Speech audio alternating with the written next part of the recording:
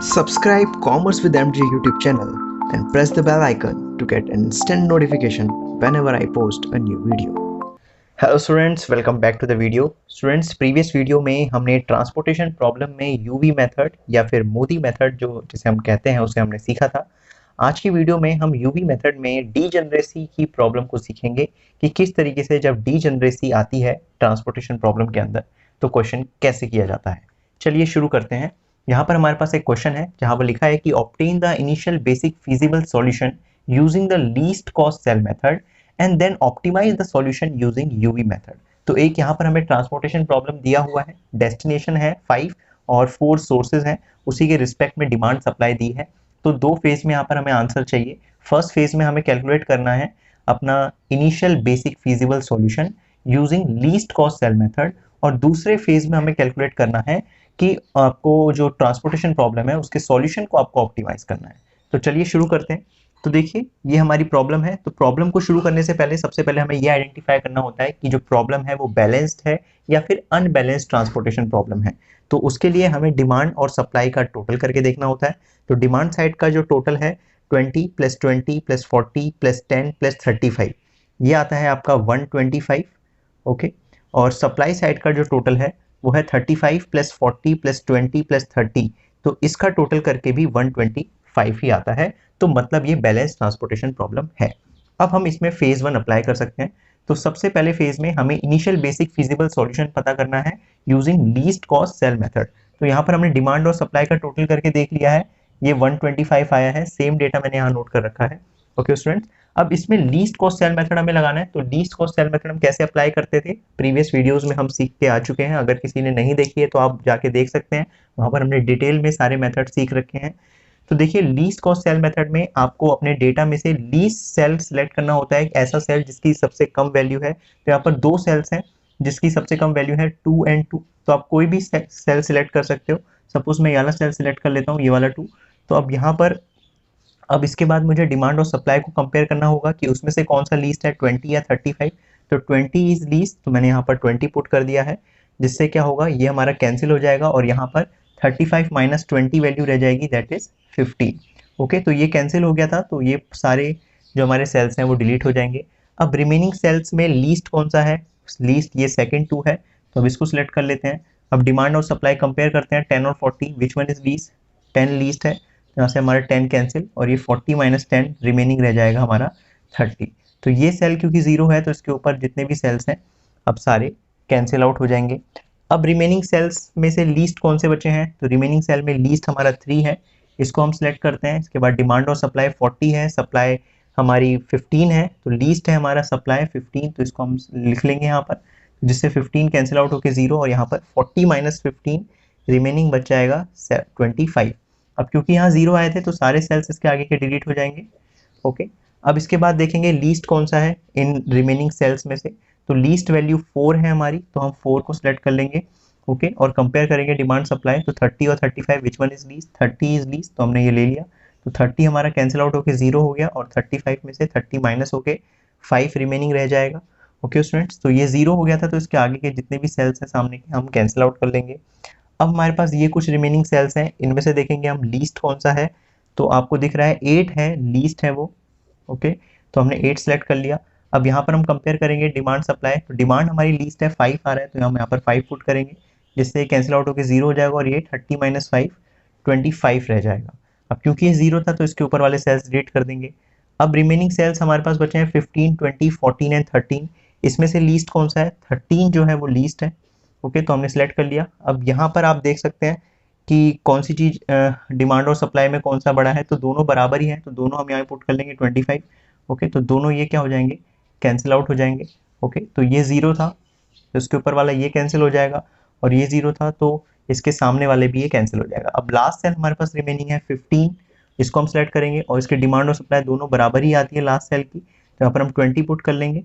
Okay, तो यहाँ से भी 20 कैंसिल और ये भी 20 कैंसिल और ये सेल भी कैंसिल। तो इस तरीके से हमने अपनी ट्रांसपोर्टेशन प्रॉब्लम की जो टेबल है उसको फिल कर लिया है। अब इसकी मदद से हम यहाँ पर टोटल कॉस्ट फाइंड आउट कर लेंगे, जो कि हमारे एलोकेटेड सेल वैल्यू है इनटू जो सेल की वैल्यू उसको इनटू करके आपस में सबका प्रोडक्ट ऐड कर लेंगे, हम समेशन कर लेंगे। तो हम निकालते हैं अपना टोटल कॉस्ट। तो यहाँ पर मैंने कौन कौन से सेल सेलेक्ट करें, जैसे इसका क्या हो जाएगा हमारा 20 इंटू 2 प्लस ये हो जाएगा हमारा 15 इंटू 3 प्लस यहाँ पर है हमारे पास 10 इंटू 2 प्लस ये है हमारा 30 इंटू 4 प्लस 20 इंटू 15, इसके बाद है हमारा प्लस 25 इंटू 13 एंड लास्ट है 55 इंटू 8। ओके, तो इन सब का अगर आप सम कर लेंगे तो समेशन करने के बाद आपका जो अमाउंट आएगा वो आएगा ₹890। तो इस तरीके से हमने टोटल कॉस्ट फाइंड आउट कर लिया है students using least cost cell method. तो ऐसे हमारा फेज 1 कवर हो जाता है। आइए बढ़ते हैं अपने फेज 2 की तरफ, जहां पर हमें क्या कैलकुलेट करना है, हमें अपने सॉल्यूशन को ऑप्टिमाइज करना है बाय यूजिंग यूवी मेथड। तो यूवी मेथड को ऑप्टिमाइज करने के लिए हमें सेम टेबल को कॉपी करना पड़ेगा। आइए मैं इसे कॉपी कर लेता हूँ। देखिए स्टूडेंट्स, जैसे कि मैंने यहाँ पर टेबल को कॉपी कर दिया है उनकी एलोकेटेड वैल्यूज के साथ। अब यहाँ पर हमें फेज 2 अप्लाई करना है, जिसमें हमें ऑप्टिमाइज करना है अपना basic feasible solution applying UV method. तो यूवी मेथड अप्लाई करने के लिए हमने प्रीवियस वीडियोस में देखे थे कि कुछ हमें स्टेप्स फॉलो करने हैं, उन्हीं स्टेप्स को वन बाय वन हम फॉलो करके यूवी मेथड को अप्लाई करेंगे। आइए देखते हैं क्या क्या स्टेप्स हैं। तो देखिए स्टेप 1 में हमें चेक करना होता है कि m प्लस n माइनस 1 हमारा नंबर ऑफ एलोकेटेड सेल्स के बराबर है या नहीं। तो देखते हैं यहाँ पर एलोकेटेड सेल्स कितने हैं टोटल, 1 2 3 4 5 6 7। तो टोटल 7 एलोकेटेड सेल्स हैं और हम यहाँ पर फॉर्मूला लगा रहे हैं m plus n minus 1 equal to क्या आना चाहिए आपका 7 आना चाहिए। m क्या होती है, नंबर ऑफ रोज, और n होते हैं नंबर ऑफ कॉलम। यहाँ पर नंबर ऑफ रोज कितनी है, 1 2 3 4, 4 रोज है एंड कॉलम आपके पास 5 है।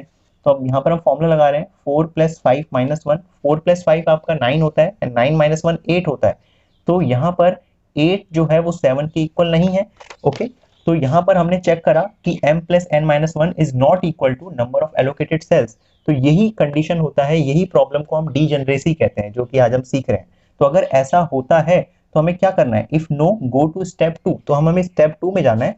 देखिए क्या है स्टेप 2, तो convert the necessary number of unallocated cells into the allocated cells to satisfy the above condition.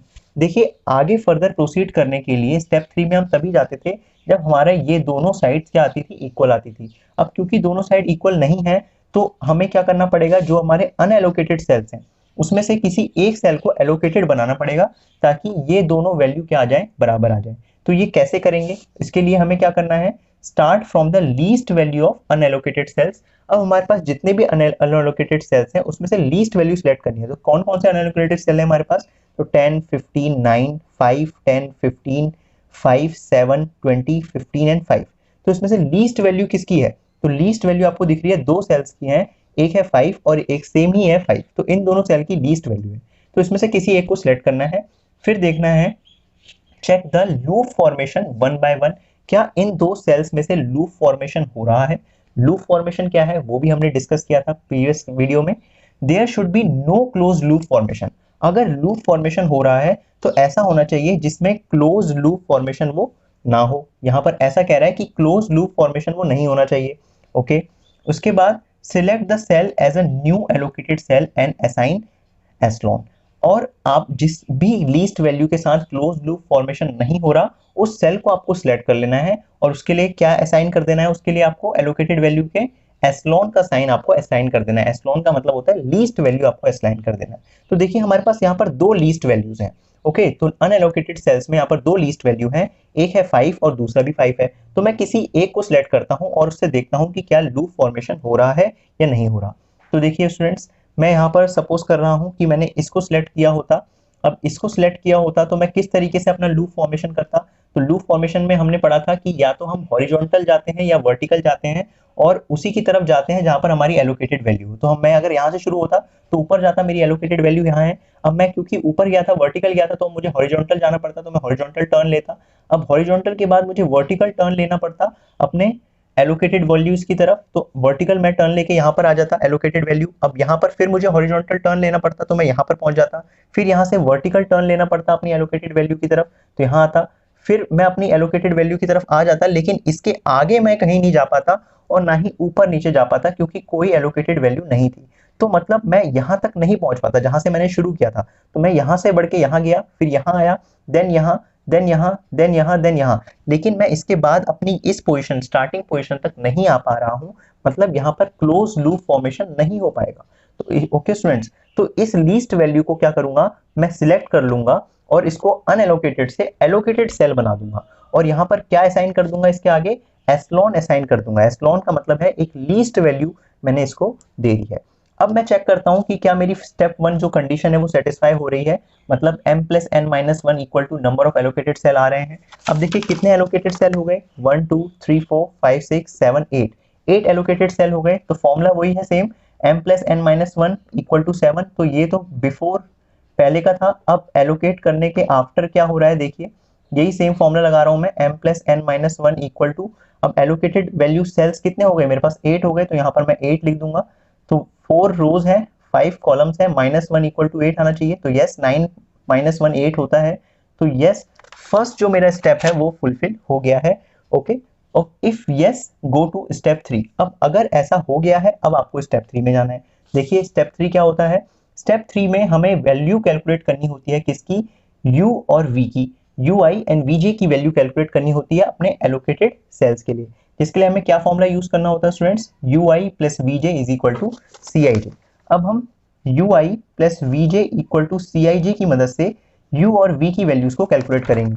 तो यहाँ पर मैं u1 निकालूंगा, यहाँ u2 u3 एंड u4, यहाँ पर मैं v1 v2 v3 v4 and v5 यहाँ पर मैं कैलकुलेट करूंगा। आइए स्टूडेंट्स कैलकुलेट करते हैं। तो हमने कल सीखा था लास्ट वीडियो में कि जब भी हम u1 value calculate, u1 u2 जो भी वैल्यू कैलकुलेट करते हैं उसमें u1 को हमें 0 लेट करना होता है, उसके हिसाब से सारी वैल्यूज हम कैलकुलेट करते हैं। अब क्योंकि u1 0 आ गया, अब देखिए हम इस एलोकेटेड वैल्यू के सेल का हमें वैल्यू पता है 2 है, तो 0 में हमने क्या प्लस किया होगा कि 2 आएगा, तो इससे v2 की वैल्यू आ जाएगी। हमारे पास ये फॉर्मूला है ui plus vj is equal to cij। तो 0 में क्या प्लस किया होगा, 2 आया होगा, तो 2 हमने प्लस किया होगा 0 में, तो हमारा 2 आया होगा, तो v2 की वैल्यू आ गई। ओके स्टूडेंट, इसी तरीके से मैं v3 की वैल्यू भी निकाल सकता हूँ। 0 में हमने क्या प्लस किया होगा कि 3 आया होगा, तो 3 हमने प्लस किया होगा, तो v2 और v3 की वैल्यू हमने कैलकुलेट कर ली है। ओके स्टूडेंट्स, इसके बाद हम इसी तरीके से अपनी सारी रिमेनिंग वैल्यूज को कैलकुलेट करेंगे। ओके, अच्छा अब आपने v2 वैल्यू कैलकुलेट कर ली है, तो आप कौन सी वैल्यू कैलकुलेट कर सकते हैं। देखिए स्टूडेंट्स, अब आपके पास ये v3 वैल्यू है, आप u4 को कैलकुलेट कर सकते हैं। इसमें आप क्या प्लस करेंगे, 3 में आपने क्या प्लस किया होगा कि आपके पास 13 आया होगा, बताइए स्टूडेंट्स।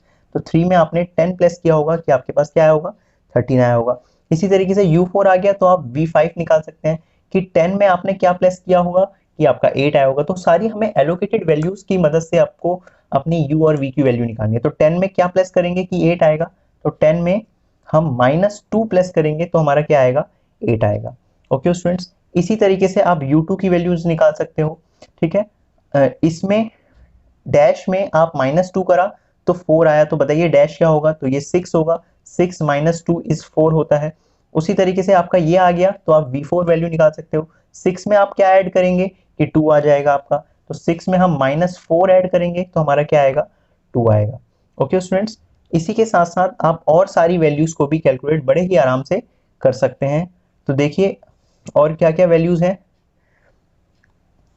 उसी तरीके से मैं आगे की वैल्यूज आपको डायरेक्ट बता देता हूँ। तो आपका u3 कैलकुलेट करके 3 आएगा और v1 आपका कैलकुलेट करके 12 आएगा। ओके स्टूडेंट्स, देखिए इसको करने के बाद आपको क्या करना है, इसको करने के बाद आपको स्टेप 4 में जाना है। स्टेप 4 में आपको पेनल्टीज कैलकुलेट करनी होती थी अपने अनएलोकेटेड सेल्स के लिए। तो उसके लिए हमें क्या फॉर्मूला अप्लाई करना होता था, pij equal to ui plus vj minus cij। तो पेनल्टीज हम कैलकुलेट करते हैं, जिसके लिए हमें फॉर्मूला अप्लाई करना है pij equal to ui plus vj minus cij। Okay, तो ये पेनल्टीज हमें उनके लिए कैलकुलेट करनी होती थी जो कि हमारे अनएलोकेटेड सेल्स होते थे। अब अनएलोकेटेड सेल्स कौन कौन से हैं, ये, तो ये सारे जिनमें भी एलोकेटेड वैल्यू नहीं डाली है वो सारे अनएलोकेटेड सेल्स हैं, उनके लिए हम पेनल्टी कैलकुलेट करेंगे। जैसे ये 10 है, अब इसको 10 को हम क्या लिख सकते हैं स्टूडेंट्स, तो ये हमारे फर्स्ट रो के फर्स्ट कॉलम में आ रहा है, तो इसको मैं लिख सकता हूँ C11। वैसे ही 15 को मैं क्या लिख सकता हूँ, ये फर्स्ट रो के फोर्थ कॉलम में आ रहा है, तो C14। वैसे इसको मैं 9 को क्या लिख सकता हूँ, 9 को मैं लिख सकता हूँ C15। उसी तरीके से फिफ्थ 5 वाली वैल्यू को मैं क्या लिख सकता हूँ, ये सेकंड रो के फर्स्ट कॉलम में आ रहा है, तो C21। वैसे 10 को मैं लिख सकता हूँ C22। ओके, 15 को मैं लिख सकता हूँ अपना C23। उसी के साथ नीचे अगर मैं आऊँ तो 14 है यहाँ पर, तो 14 को मैं क्या लिखूंगा C33, क्योंकि ये थर्ड रो के थर्ड कॉलम में आ रहा है। ओके स्टूडेंट, इसी के साथ मैं यहाँ पर बना देता हूँ बाकी का यहाँ C33 तक हमने कवर कर लिया। 7 को मैं क्या लिख सकता हूँ, C34 लिख सकता हूँ थर्ड रो के फोर्थ कॉलम में। उसके बाद 20 है मेरा, उसके बाद 15 भी था, यहाँ पर मैं 15 का क्या लिख दूंगा, C35। उसके बाद नीचे आऊंगा तो 20 है, तो 20 मेरा फोर्थ रो के फर्स्ट कॉलम में पड़ रहा है, तो C41 आ जाएगा इसके लिए। वैसे 15 है तो C42 आ जाएगा इसके लिए। उसके बाद 25 है तो ये फोर्थ रो के फोर्थ कॉलम में पड़ रहा है, तो इसके लिए C44 आएगा। तो ये इन वैल्यूज का मेरे को पेनल्टीज वैल्यू निकालनी है, फॉर्मूला मेरे पास गिवन है। देखिए अब मैं जैसे देख रहा हूँ कि C11 ये वैल्यू है, तो इसके लिए U1 और V1 की वैल्यू क्या क्या है, तो U1 की वैल्यू इसके लिए 0 है और V1 की वैल्यू इसके लिए 12 है, माइनस इसकी खुद की वैल्यू क्या है, इसकी खुद की वैल्यू 10 है, तो 12 माइनस 10 इक्वल टू आता है आपका 2। इसी तरीके से बाकी वैल्यूज कैलकुलेट होंगी। एक और वैल्यू मैं कैलकुलेट कर देता हूँ। तो जैसे हम C14 की वैल्यू निकाल रहे हैं, तो ये C14 वाला सेल है हमारा, तो इसमें U की वैल्यू क्या थी, इसके सामने 0 थी, और V की वैल्यू क्या है इसके लिए -4 है, माइनस इसकी खुद की वैल्यू क्या है 15 है, तो हम -4 -15 कैलकुलेट होता है 19। तो इसी तरीके से स्टूडेंट मैं सारी वीडियो पॉज करके निकाल देता हूँ वीडियो की जो इसकी वैल्यूज हैं। देखिए स्टूडेंट्स यहाँ पर मैंने सारी पेनल्टीज वैल्यू को निकाल लिया है। अब मैं स्टेप 5 में जाऊंगा। स्टेप 5 में मैं देखूंगा कि क्या ये ऑप्टिमलिटी कंडीशन को सेटिस्फाई कर रहा है। तो ऑप्टिमलिटी कंडीशन फुलफिल करने के लिए हमारी सारी पीआईजे वैल्यूज जो होनी चाहिए वो 0 या फिर नेगेटिव वैल्यूज होनी चाहिए। तो जैसा कि हम यहाँ पर देख सकते हैं, यहाँ पर नेगेटिव वैल्यूज भी हैं लेकिन पॉजिटिव वैल्यू भी यहाँ देखने को मिल रही है। अब क्योंकि यहाँ पर पॉजिटिव वैल्यूज भी हैं, इसलिए हम कह सकते हैं कि हम ऑप्टिमलिटी कंडीशन तक नहीं रीच कर पाए हैं। तो जब हम ऑप्टिमलिटी कंडीशन तक नहीं रीच कर पाते हैं तो हमें स्टेप 6 को देखना पड़ता है। स्टेप 6 हमारा कहता है कि जो भी आपकी पेनल्टीज में मोस्ट पॉजिटिव वैल्यू है आप उसको सिलेक्ट कर लीजिए और उसकी मदद से आप न्यू एलोकेटेड सेल को फाइंड कर लीजिए। तो हम देखते हैं हमारे पास कौन कौन सी पॉजिटिव वैल्यू यहाँ पर दिख रही थी। तो जैसे 2 है, 13 है और ये वाला 2 है, तो ये कुछ पॉजिटिव वैल्यूज थी जिसके कारण हम ऑप्टिमलिटी तक नहीं पहुंच पाए थे। तो पेनल्टी में हम इसमें से मोस्ट पॉजिटिव वैल्यू को सिलेक्ट कर लेंगे। तो मोस्ट पॉजिटिव वैल्यू इसमें से 13 है और 13 का जो सेल है वो है C21। तो C21 हमारे लिए ये वाला सेल है, तो इस सेल को हमने सिलेक्ट कर लिया है। ओके स्टूडेंट्स, इसके बाद हमें स्टेप 7 में जाना है। From that particular cell draw a close loop by using horizontal and vertical lines. अब इस सेल की यहाँ से हमें क्लोज लूप बनाना है इसमें बाय यूजिंग हॉरिजॉन्टल और वर्टिकल लाइंस। और हॉरिजॉन्टल और वर्टिकल लाइन वहीं जाना चाहिए जहां पर हमारे एलोकेटेड सेल्स होते हैं। ओके स्टूडेंट्स, आइए बनाते हैं इसके अराउंड क्लोज लूप एक हम। तो हम यहाँ से शुरू कर सकते हैं। कहाँ से जाएं स्टूडेंट्स बताइए आप। तो जैसे हम यहाँ पर हैं तो यहाँ से हम हॉरिजॉन्टल या फिर वर्टिकल जाएंगे जहाँ पर भी हमारे क्लोज लूप होंगे। तो मैं यहाँ से स्टार्ट किया, तो मैं वर्टिकल आता हूँ नीचे, तो मैं वर्टिकल अपने एलोकेटेड सेल में आया। अब वर्टिकल फिर मैं इस हॉरिजॉन्टल वहाँ पर जाऊँगा, मेरा एलोकेटेड सेल है। फिर यहाँ से मैं फिर वर्टिकल जाऊँगा अपने एलोकेटेड सेल की तरफ, फिर यहाँ से हॉरिजॉन्टल अपने एलोकेटेड सेल की तरफ। तो मैं ऐसे आया। अब यहाँ से मुझे वर्टिकल जाना पड़ेगा, तो वर्टिकल में नीचे आ जाऊँगा अपने एलोकेटेड सेल्स की तरफ। ओके इसके बाद मैं फिर से हॉरिजॉन्टल जाऊंगा इस एलोकेटेड सेल की तरफ, फिर वर्टिकल इस एलोकेटेड सेल की तरफ, और यहाँ से इसके ऊपर होते हुए मैं अपने डायरेक्ट एंड पॉइंट तक पहुंच जाऊंगा। मतलब जो मेरा स्टार्टिंग पॉइंट है वही मेरा एंड पॉइंट बन जाएगा। तो इस तरीके से यहाँ पर आप देख सकते हैं एक क्लोज लूप फॉर्म हो गया। ओके, तो ये हमने स्टेप 7 को फुलफिल किया। इसके बाद हमारा कहता है स्टेप 8 कि starting from the new allocated cell alternatively assign the positive and negative sign at the corner of close loop. अब जहां से आपने शुरू किया था वहां से अपने कॉर्नर्स में आपको क्या देना है, पॉजिटिव और नेगेटिव साइन देना है। जैसे हमने यहाँ से शुरू किया था तो पहले वाले उसको पॉजिटिव, इसके बाद इस कॉर्नर में पहुंचे थे तो इसको नेगेटिव साइन, इसके बाद इस कॉर्नर में पहुंचे थे तो इसको पॉजिटिव साइन देंगे, इसके बाद हम इस कॉर्नर में पहुंचे थे तो इसको नेगेटिव साइन देंगे, इसके बाद इस कॉर्नर में पहुंचे थे तो इसको हम पॉजिटिव साइन देंगे, इसके बाद हम इस कॉर्नर में पहुंचे थे तो इसको नेगेटिव, इस कॉर्नर में पॉजिटिव, इस कॉर्नर में नेगेटिव, और लास्ट में हम इसी कॉर्नर में पहुंचे थे। यहाँ पर हम बीच में रुके नहीं थे क्योंकि एलोकेटेड सेल था, तो इसके ऊपर होते हुए हम यहाँ पर आ गए थे। तो कॉर्नर में हमें अपने साइंस को देना होता है पॉजिटिव और नेगेटिव साइन। ओके स्टूडेंट्स, इसके बाद हम देखेंगे स्टेप 9 जो हमारा कहता है कि select the minimum of the allocated value among the negative sign cells. अब जो भी नेगेटिव साइन सेल्स है उसमें से मिनिमम वैल्यू को आप सिलेक्ट कर लो। तो नेगेटिव साइन सेल कौन कौन से हैं, एक तो ये वाला है 20 वाला, एक 25 वाला है और एक 30 वाला है। इसमें से मिनिमम वैल्यू कौन सी है, मिनिमम वैल्यू 20 है। ओके, इसको सिलेक्ट कर लिया हमने 20 को, और लास्ट में हमें क्या करना है, फ्रेम द न्यू आइट्रेशन। अब क्या करना है, ये 20 को तो हमने सिलेक्ट कर लिया, अब हमें एक नई आइट्रेशन बनानी है बगल में। ओके, और फॉलोइंग मेथड्स को फॉलो करना है। क्या मेथड्स हैं, हमें ऐड और सब्ट्रैक्ट करना है उन मिनिमम वैल्यूज को जहां पर पॉजिटिव और नेगेटिव साइन सेल हमने डाले हैं, और बाकी रिमेनिंग सेल को हमने एज इट इज कॉपी करना है। आइए करते हैं। तो हमने क्या क्या डाले थे देखिए स्टूडेंट्स, जैसे कि यहाँ पर तो हमने कोई पॉजिटिव नेगेटिव डाला था, तो इसके लिए तो हम यही साइन दे देंगे, इसको हम 10 ही एलोकेट करेंगे वैल्यू। बाकी जो रिमेनिंग है उसको उसके हिसाब से हम वैल्यूज देंगे। जैसे यहाँ पर पॉजिटिव साइन हमने दिया था, तो यहाँ पर क्या होगा 20 ऐड हो जाएगा। ओके, इसके बाद नेगेटिव साइन था, तो यहाँ से 20 माइनस हो जाएगा। ओके, तो 20 माइनस होके 20 ही रह जाएगा।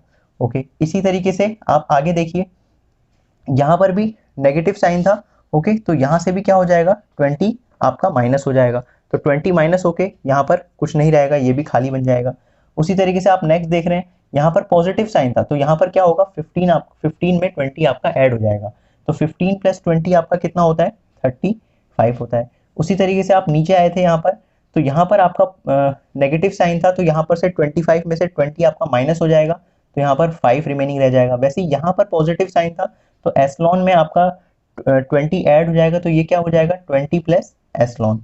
ओके, यहाँ पर हमने देखा था इसके बाद 8 वाले उसमें कि 5 पॉजिटिव 5 था, तो 5 में हम 20 ऐड कर लेंगे, तो ये कितना हो जाएगा 25 हो जाएगा। उसी तरीके से हमने यहाँ पर देखा है, तो यहाँ पर नेगेटिव साइन है, तो 30 में से 20 माइनस हो जाएगा, यहाँ पर कितना रिमेनिंग रह जाएगा 30 में से 25 में 20 माइनस हो जाएगा, तो ये रिमेनिंग रह जाएगा हमारा 10। तो इस तरीके से हमने क्या करा है, अपने स्टेप 10 को फॉलो करा है।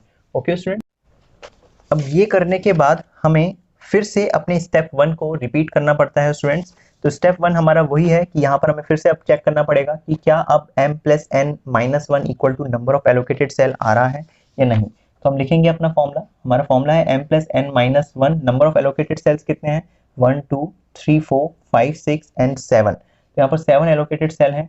रोज हमारी कितनी थी 4 थी, कॉलम हमारे 5 थे। -1 इक्वल टू 7 नहीं आएगा, वही 8 होता है इस साइड और इस साइड 7 है, तो ये इक्वल नहीं है। तो हमने देखा था जब भी हमारा ये इक्वल ना आ रहा हो तो हमें स्टेप 2 फिर से फॉलो करना होता है। तो स्टेप 2 ये था कि हमें अनएलोकेटेड सेल को एलोकेटेड बनाना पड़ेगा। किस तरीके से, अपने जो भी हमारे पास सेल्स रिमेनिंग है उसमें से हम least value unallocated cell find करेंगे और उसके अराउंड देखेंगे कि या वो लूप फॉर्मेशन कर रहा है, और ऐसा लूप होना चाहिए जो कि क्लोज लूप ना हो। ओके, अगर ऐसा वो कर रहा है तो उसके लिए हमें एस्लॉन उसमें एलोकेट करनी पड़ती है वैल्यू। तो आइए देखते हैं, क्योंकि ये कंडीशन सेटिस्फाई नहीं कर रहा होता, तो अब जितने भी हमारे अनएलोकेटेड सेल्स हैं जैसे 10 2 15 9 10 15 15 14 7 20 ओके एंड 15 25, तो इन सारी अनएलोकेटेड सेल्स में से हमें लीस्ट वैल्यू वाला सेल फाइंड करना है। तो लीस्ट वैल्यू वाला सेल कौन सा है स्टूडेंट, ये रहा 2 है। ओके, अब इसके अराउंड मैं क्लोज लूप फॉर्म करके देखूंगा क्या इसके अराउंड क्लोज लूप फॉर्म हो रहा है या नहीं। अगर नहीं हो रहा है तो मैं इस सेल को सिलेक्ट कर लूंगा। तो देखते हैं, अगर मैं यहाँ से शुरू करता तो क्लोज लूप बनाने के लिए मैं कहाँ टर्न करता, या तो वर्टिकल या हॉरिजॉन्टल, जहां पर भी मेरी एलोकेटेड वैल्यू थी। तो आइए मैं देखता हूँ, तो जैसे मैं अगर वर्टिकल आता हूँ तो वर्टिकल आके यहाँ पर आ जाऊंगा। अब मुझे हॉरिजॉन्टल जाना पड़ेगा, तो हॉरिजॉन्टल यहाँ पर भी कोई सेल नहीं है, ना यहाँ पर सेल है ना कोई आगे है, तो मैं इसके आगे तो बढ़ ही नहीं पा रहा हूँ। ओके, तो एक तरीके से क्लोज लूप नहीं फॉर्म हो रहा है। उसी तरीके से सपोज करते हैं मैं अपना हॉरिजॉन्टल जाता तो यहाँ पर आ जाता मैं, उसके बाद मैं वर्टिकल आता, फिर हॉरिजॉन्टल जाता अपने एलोकेटेड सेल, फिर वर्टिकल आता, लेकिन इसके बाद मैं कहाँ जाता, इसके बाद मैं यहाँ पर आके रुक जाता और यहाँ पर जाता, उसके बाद मैं ऊपर नीचे कहीं नहीं जा पाता, मतलब अपनी स्टार्टिंग पोजीशन में तो मैं पहुंच ही नहीं पाता। तो यहाँ से भी क्लोज लूप नहीं बन पा रहा है। तो इसीलिए मैं इसी लीस्ट वैल्यू को क्या कर लूंगा, सिलेक्ट कर लूंगा और इसको अनएलोकेटेड से एलोकेटेड बना दूंगा। ओके, और इसमें एक वैल्यू जो डालूंगा वो वही होगी सेम एस्लॉन वैल्यू, इसको भी दे दूंगा जो कि एक लीस्ट वैल्यू होती है। अब इसके बाद मैं फिर से अपना स्टेप 1 चेक करूंगा कि क्या अब ये कंडीशन सेटिस्फाई हो गई, क्या m plus n minus 1 equal to, अब कितने एलोकेटेड वैल्यूज हो गई, एलोकेटेड सेल कितने हो गए 1 2 3 4 5 6 7 8। तो यहाँ पर 8 एलोकेटेड सेल हो गए। सेम फॉर्मूला मैं ऊपर वाला अप्लाई कर रहा हूँ, 4 प्लस 5 माइनस 1 इक्वल टू 8। तो यस, ये इक्वल टू 8 होता ही है दोनों साइड। ओके, तो स्टेप 1 हमारा सेटिस्फाई हो रहा है। तो जब स्टेप 1 हमारा सेटिस्फाई हो जाएगा तो हमें स्टेप 3 में जाना होता है, जिसमें हमें u और v की वैल्यूज कैलकुलेट करनी होती है एलोकेटेड सेल्स की मदद से। तो अब मैं यहाँ पर u और v की वैल्यू कैलकुलेट करूंगा, जिसके लिए फॉर्मूला हमारे पास होता है ui plus vj equal to cij। तो इस फॉर्मूले की मदद से मैं u1 u2 u3 u4 calculate करूंगा। वैसे यहाँ पर v1 v2 v3 v4 and v5 calculate करूंगा। ओके, तो अभी हमने बात करी थी कि जब भी हम इन वैल्यूज को कैलकुलेट करते हैं तो u1 को हमें 0 लेट करना होता है और उसकी मदद से सारी वैल्यूज कैलकुलेट करनी है। अब देखिए यहाँ पर ये 0 है, तो ये एलोकेटेड सेल है, इसकी मदद से मैं v2 कैलकुलेट कर सकता हूँ। तो 0 में क्या प्लस करेंगे कि आपका 2 आए, तो 0 में 2 प्लस करेंगे तो आपका क्या आ जाएगा 2 आ जाएगा। इस फॉर्मूले की मदद से हम सारी वैल्यूज निकाल सकते हैं। उसी तरीके से V3 वैल्यू कैलकुलेट हो जाएगी। 0 में क्या प्लस करेंगे कि 3 आ जाए, तो 0 में 3 प्लस करेंगे तो हमारा क्या आ जाएगा, 3 आ जाएगा। ओके स्टूडेंट्स, इसी के हिसाब से आप सारी वैल्यूज कैलकुलेट कर सकते हैं। तो यहाँ पर जैसे आपका V2 आया था तो आप U3 कैलकुलेट कर सकते हैं कि 3 में आप क्या प्लस करेंगे यहाँ पर, ओके, कि आपका 5 आ जाए। ओके, और उसी तरीके से ये जैसे आप 2 में, यहाँ पर आपका 2 है तो 2 में आप क्या प्लस करेंगे कि आपका 5 आ जाए, तो 2 में आप 3 प्लस करेंगे तो आपका क्या आ जाएगा, 5 आ जाएगा। ओके स्टूडेंट्स, इसी तरीके से आपका ये वैल्यू की मदद से आप U4 निकाल सकते हो कि 3 में आप क्या प्लस करेंगे कि आपका 13 आ जाए, तो यहाँ पर 10 आ जाएगा। उसी तरीके से 10 आ गया तो आप V5 की वैल्यू निकाल सकते हो कि 10 में आप क्या प्लस करेंगे कि 8 आ जाए, तो 10 में हम -2 प्लस करेंगे तो हमारा क्या आ जाएगा, 8 आ जाएगा। ओके, इसी तरीके से आप सारी वैल्यू कैलकुलेट कर सकते हैं। मैं आपको फाइनल बता देता हूँ। V1 की वैल्यू -1 आएगी, V4 की वैल्यूज जो होगी वो -4 आएगी, और यहाँ पर जो U2 की वैल्यू बची है वो हमारी 6 आएगी। ओके, इसके बाद हमें अपने स्टेप 4 में जाना होता है, जहां पर हमें पेनल्टीज की वैल्यू को कैलकुलेट करना होता है, मतलब PIJ की वैल्यू निकालनी है। किसके लिए, अपने सारे अनएलोकेटेड सेल्स के लिए, इस फॉर्मूले की मदद से। तो हमारे अनएलोकेटेड सेल्स जितने भी हैं उनके लिए हम PIJ निकालेंगे, पेनल्टीज की वैल्यू निकालेंगे। तो PIJ का जो हमारा फॉर्मूला होता है वो क्या होता है, UI plus VJ minus CIJ। तो ये फॉर्मूला है हमारा पेनल्टीज का, इसको हम लगाएंगे यहाँ पर। ओके, और सारी अनएलोकेटेड सेल्स के लिए हम पेनल्टी निकालेंगे। तो पहला अनएलोकेटेड सेल हमारा ये है 10 है, तो 10 को मैं क्या लिख सकता हूँ, C11 लिख सकता हूँ। दूसरा मेरा 15 है तो इसको मैं C14 लिख सकता हूँ, फर्स्ट रो के 4th कॉलम में है। तीसरा मेरे पास 9 है तो मैं इसको C15 लिख दूंगा। उसके बाद 10 है तो इसको मैं C22 लिख दूंगा। उसके बाद 15 है तो इसको C23। उसके बाद हमारा 15 है, इसको मैं C31 लिखूंगा। उसके बाद ये 14 है तो ये C32 हो जाएगा। ओके स्टूडेंट्स, इसी के साथ हमारा यहाँ पर 7 है तो इसके लिए C34 हो जाएगा हमारा। उसके बाद हमारा 20 है तो ये C41 हो जाएगा, और इसके बाद हमारा है 15 तो ये C42, और लास्ट है हमारा 25 तो इसके लिए हो जाएगा C44। ओके, तो यहाँ पर मैंने सारी वैल्यूज तो लिख दी है। अब इसमें फॉर्मूले के हिसाब से इनकी वैल्यूज हम पुट करेंगे। जैसे C11 है तो ये वैल्यू के लिए U और V क्या है, इस वैल्यू के लिए U है 0, V इसके लिए -1 है, माइनस इसकी खुद की सेल वैल्यू क्या है 10। तो इस तरीके से इसकी वैल्यू यहाँ पर आ जाएगी, तो वो आ रही है हमारी, कैलकुलेट करेंगे हम, -11 हमारी यहाँ पर वैल्यू आएगी, -1 -10। उसी तरीके से C14 ये जो है इसके लिए U वैल्यू क्या है 0 है, और V वैल्यू इसके लिए -4 है, और सेल वैल्यू इसकी क्या है 15 है। तो ये -4 -15 हमारा हो जाएगा -19। इसी तरीके से स्टूडेंट मैं सारी वैल्यू कैलकुलेट करके आपको बताता हूँ। तो देखिए स्टूडेंट्स, मैंने यहाँ पर सारी पेनल्टीज की वैल्यू को कैलकुलेट कर लिया है। अपने स्टेप 4 को हमने कंप्लीट किया। इसके बाद स्टेप 5 में हमें ऑप्टिमलिटी कंडीशन चेक करने के लिए देखना होता है कि जो भी हमारी पेनल्टीज वैल्यू है वो 0 या फिर नेगेटिव वैल्यूज हैं या नहीं। तो हम देख सकते हैं हमारी सारी वैल्यूज जो है वो नेगेटिव हैं इस बार। तो अगर नेगेटिव होती हैं तो मतलब हमें अपना प्रोसीजर अब यहाँ पर ही स्टॉप कर देना है और हम ऑप्टिमलिटी तक पहुंच चुके हैं। ओके स्टूडेंट्स, तो इसी के साथ हमने देखा कि हम ऑप्टिमलिटी तक अब रीच हो गए हैं। अब हमें बस अपना क्या निकालना है, टोटल कॉस्ट अपना निकालना है। ओके, तो टोटल कॉस्ट हम किस तरीके से निकालते हैं, जो भी हमारी एलोकेटेड वैल्यूज होती हैं उसको उसकी एलोकेटेड रिस्पेक्टिव सेल से मल्टीप्लाई करते हैं और आपस में सबका समेशन कर देते हैं। ठीक है, इसमें हमें उन वैल्यूज को नहीं लेना जहां पर हमने एस्ट्रॉन दिया है, वो वैल्यूज को हम इग्नोर कर देंगे, बाकी रिमेनिंग वैल्यूज को हम ले लेंगे। जैसे एस्ट्रॉन वाले इसको हम नहीं लेंगे, सेल को, ये वाला सेल हम लेंगे। तो यहाँ पर हमारे पास है 35 × 3, ओके, प्लस ये वाला हमारा सेल है, इसमें वैल्यू है 20 × 5। उसके बाद ये वाला सेल, इसकी वैल्यू है 10 × 2। यहाँ पर है हमारे पास 10 × 4। इसके बाद यहाँ पर हम, इसमें भी एस्ट्रॉन था तो हम खाली 20 वाला पार्ट लेंगे इसका, तो 20 × 5, एस्ट्रॉन को इग्नोर करेंगे। और यहाँ पर प्लस करके है हमारा 13 × 5, प्लस लास्ट में है 25 × 8। तो इस तरीके से हमारा क्या कैलकुलेट हो जाएगा, टोटल कॉस्ट कैलकुलेट हो जाएगा ट्रांसपोर्टेशन का, जो कि आपका आएगा ₹630। ओके स्टूडेंट, तो इस तरीके से हमने डीजनरेसी का आज ट्रांसपोर्टेशन प्रॉब्लम कवर किया और सीखा कि किस तरीके से यहाँ पर डीजनरेसी का हम क्वेश्चन करते हैं। आई होप स्टूडेंट्स आपको अच्छे से क्लियर हो गया होगा। और ये जो स्टेप्स हैं आपके फेज 2 को सॉल्व करने के, इन स्टेप्स को आप कहीं नोट कर सकते हैं, नहीं तो मैं इनका PDF आपको दे दूंगा, आप टेलीग्राम चैनल ज्वाइन करके आप इसको ले सकते हैं। ओके, नीचे उसका लिंक आपको दे दिया जाएगा। तो अगर वीडियो पसंद आई है आज की तो प्लीज़ लाइक करिए, चैनल को सब्सक्राइब करिए, शेयर करिए, कमेंट करिए। अगर आपके कोई डाउट है और कोई सुझाव है तो आप प्लीज़ ज़रूर कमेंट करिएगा। तो मिलते हैं अपनी नेक्स्ट वीडियो में, तब तक के लिए गुड बाय, टेक केयर।